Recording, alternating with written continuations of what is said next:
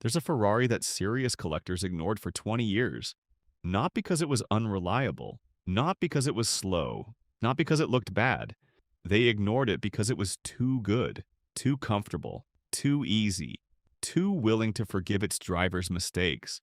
In the world of Italian supercars, where difficulty and drama are considered virtues, the Ferrari 360 Modena was almost disqualified from being taken seriously, simply because it was so pleasant to live with. That reputation cost it. For years, this car sat at the bottom of the Ferrari price ladder, bought by people who wanted a Ferrari on a budget, flipped by dealers who couldn't get excited about it, and largely ignored by the collectors and auction houses chasing the glamorous stuff. But something is shifting, quietly, steadily, and then suddenly, not so quietly at all. In January 2026, a Ferrari 360 sold at auction for just under $2 million. Same basic platform, same V8, same Pininfarina body, just a different variant, and we'll get to that, because that number tells you everything you need to know about where this market is going. Let me take you back to 1999. Ferrari is coming off the F355, a car that by the end of its production run had become genuinely beloved. Sharp, dramatic, tactile, and deeply Italian in the sense that owning one required a certain tolerance for inconvenience. The F355 was the kind of car that made you feel like you'd earned something every time you drove it. The 360 Modena was built to be the opposite of that. Not because Ferrari had lost the plot, but because they'd learned something important. The F355's aluminum engine burned oil, required constant attention, and was expensive enough to maintain that it scared off a certain class of buyer entirely. Ferrari looked at that and decided the next car has to be better, not just faster, better in every measurable way. So they started from scratch, literally. The chassis was a brand new aluminum space frame, developed in partnership with Alcoa, 40% stiffer than the F355's steel monocoque, and 28% lighter despite the car being 10% larger overall. The 3.6-liter V8 produced 400 horsepower, revved to 8,500 revolutions per minute, and was mated to either a traditional 6-speed gated manual or Ferrari's new paddle-shift F1 gearbox, their first serious attempt at bringing Formula One technology to a road car. The aerodynamics were completely rethought. The underfloor shaped like a racing car, generating real downforce without any visible bodywork changes. It was, by any objective measure, a significantly more capable machine than what it replaced. Faster, safer, more comfortable, more reliable, more modern. Ferrari had built a better Ferrari, and the purists hated it for exactly those reasons. By the way, if you're finding this useful, hit the like button. It costs you nothing, and it genuinely helps this channel reach more people who love these kinds of cars. Subscribe if you want to follow along as we cover the collector car market, future classics, and everything in between. Now, back to the story, because this is where it gets good. For about 15 years after the 360 went out of production in 2005, the narrative around it was simple. It's the affordable Ferrari, a gateway drug, something you buy on the way to something better. Prices reflected that. Clean examples sat in the $40,000 to $60,000 range for most of the 2000s, and nobody was writing serious collector pieces about them.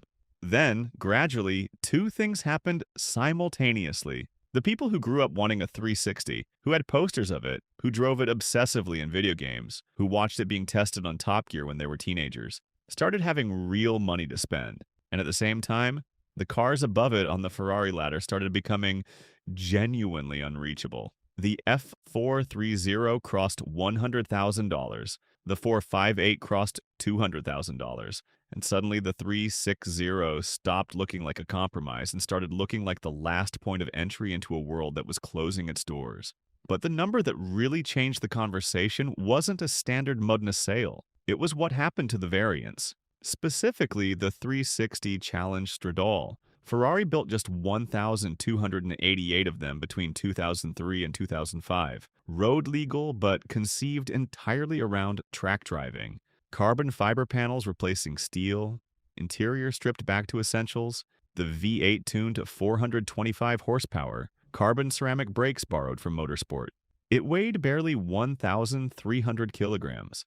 When it was new, it cost around $202,000, a meaningful premium, but still a car that existed in the same universe as the standard 360. The market's reappraisal of the Challenge Stradale has been extraordinary to watch. In the space of about 4 years, it went from a $100,000 car to something else entirely. Gooding and Christie's sold one for $445,000 at Pebble Beach in August 2025. Bring a Trailer set a new record in September of that same year, $603,000, for a low-mileage example. By January 2026, a French auction brought €571,000 for a single car, and the highest recorded sale for the model now stands at $1.87 million. The average Challenge Stradale, if you can even call it average given the supply, is now a $330,000 car. That trajectory went from $100,000 to $330,000 average in under 4 years is the signal, not the destination. The signal. Because here's what those Challenge Stradale prices are really telling you. They're telling you that the collector world has decided the Ferrari 360 era matters. That these cars, this specific generation, this specific V8, this specific approach to the mid-engine formula, are worth preserving, worth fighting over at auction, worth paying serious money to own. And when that consensus forms around the special variants, it almost always travels downward to the production cars eventually. Not at the same pace, not at the same multiples, but the direction is set. The standard 360 Modena is already responding. Hagerty puts a good condition coupe at around $83,000 today, up roughly 8% in the past 12 months. Mint examples are pushing $120,000 and becoming genuinely difficult to find. The manual cars doesn't, and there were only 469 manual coupes produced out of a total run of 8,800, are already averaging over $119,000 at auction, with the best examples crossing $260,000. That manual figure is worth pausing on. 469 cars, worldwide, ever, in the entire production run. For a car with a gated metal shifter, a naturally aspirated V8 singing to 8,500 revolutions per minute, and a Ferrari badge on the nose. At $119,000 average, that still seems like an extraordinary value relative to where the trajectory is pointing. So, what does a smart purchase actually look like if you're seriously considering one? The gearbox decision matters enormously, not just for driving feel, but for everything that follows. The F1 paddle shift cars are more common, more affordable, and for many people a genuinely wonderful experience. But the clutch wears, the hydraulic actuators age, and service bills can be significant. If you drive in a lot of urban traffic, factor that in carefully. The manual cars cost more up front, often significantly more, but they're mechanically simpler, more engaging, and their market trajectory is clearly steeper. Either way, the one non-negotiable is service history. A 360 with a complete documented record from a Ferrari specialist, timing belt changes done on schedule, no gaps, no mysteries, is worth considerably more than one without. And the gap in real-world purchase confidence is even larger than the price difference suggests. A pre-purchase inspection from someone who works on these cars specifically is not optional. It's the most important $500 you'll spend in the process. On configuration, the coupe holds value better than the Spider. Rosso Corsa is always the most liquid color. Giallo Modena, Ferrari yellow, carries a real premium and tends to attract the most passionate buyers. And later cars, the 2003 and 2004 model years, tend to be the most sorted in terms of reliability refinements. The Ferrari 360 Modena spent 20 years being misread. It was called too easy, too comfortable, too user-friendly, as though those were flaws rather than achievements. The people who bought them cheaply in the 2000s weren't wrong about the car.